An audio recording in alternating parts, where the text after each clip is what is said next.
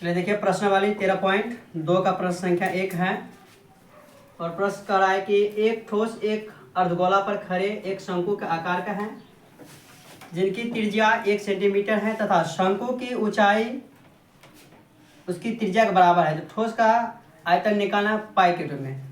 तो आइए पहले फिगर बना के देखते हैं सवाल क्या कहता है। तो पहले एक अर्धगोला है, तो ये रहा अर्धगोला, इसके ऊपर एक शंकु है, चलिए शंकु बैठा दिए और प्रश्न में ही दे दिया है कि ये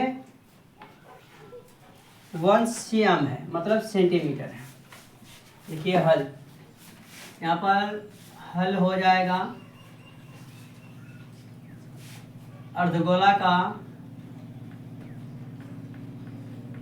गोला का व्यास, अर्धगोला का त्रिज्या बराबर दिया है शंकु के ऊंचाई के बराबर, हो जाएगा शंकु के ऊंचाई, और दोनों बराबर दिया है 1 सेंटीमीटर। तो एक एक का आयतन निकाल लेते हैं। पहले अर्धगोला के निकालते हैं, तो हो जाएगा अर्धगोला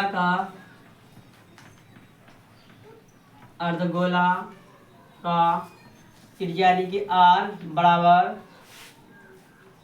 1 cm, इसका आयतन निकालते हैं।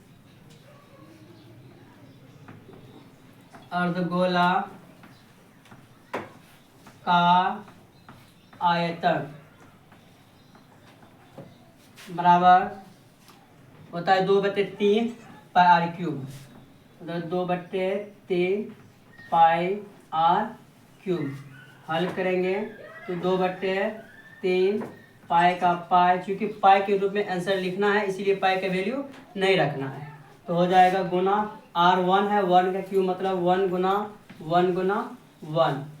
इसका हल करने पर हो जाएगा, ये ऊपर में सभी हल है, तो 2π/3 ये निकला है अर्धगोला का आयतन। अब फिर निकालना है, प्रश्न में करा शंकु का आयतन निकालना है। आइए शंकु का आयतन निकालते हैं। तो प्रश्न में ही दिया गया है कि अर्धगोला का त्रिज्या शंकु की ऊंचाई के बराबर, अर्थात दोनों 1 है। यहाँ लिखेंगे हम शंकु का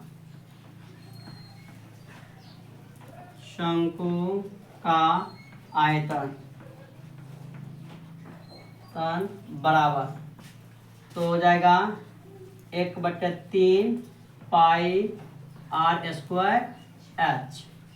तो इसको बनाएंगे 1/3 पाई का पाई रखेंगे गुना आर दिया गया है 1, तो 1 का स्क्वायर गुना एच। सवाल में कह दिया है कि अर्धगोला की त्रिज्या बराबर शंकु की ऊंचाई है, अर्थात ये भी 1 है, तो हम लोग लिख सकते हैं 1। जब हल करेंगे तो हो जाएगा 1/3 पाई गुना 1 गुना 1 गुना 1। चलिए ये सभी ऊपर में गुना है, तो हो जाएगा पाई/3।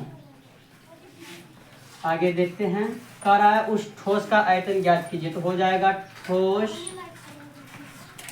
का आयतन बराबर, ठोस का आयतन अर्धगोला ऊपर शंकु है, अगर टोटल आयतन निकालना है तो अर्धगोला प्लस शंकु कर देंगे और निकल जाए, यानी कि ये दोनों को आपस में जोड़ना है। तो देखते हैं, अर्धगोला का आयतन निकला है 2π/3 प्लस में शंकु का आयतन निकला है पाई/3, तो हो जाएगा ये पाई/3। एलसीएम लेंगे तो 3 हो गया, तो 3 कम 3 तो 2 पाई प्लस है तो प्लस, 3 से 3 काटेंगे 1 मरतबे और पाई गुना 1 करेंगे तो हो जाएगा पाई।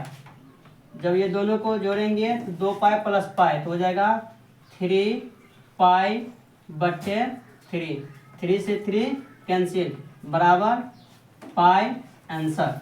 क्वेश्चन ही करा था पाई में आंसर ज्ञात कीजिए।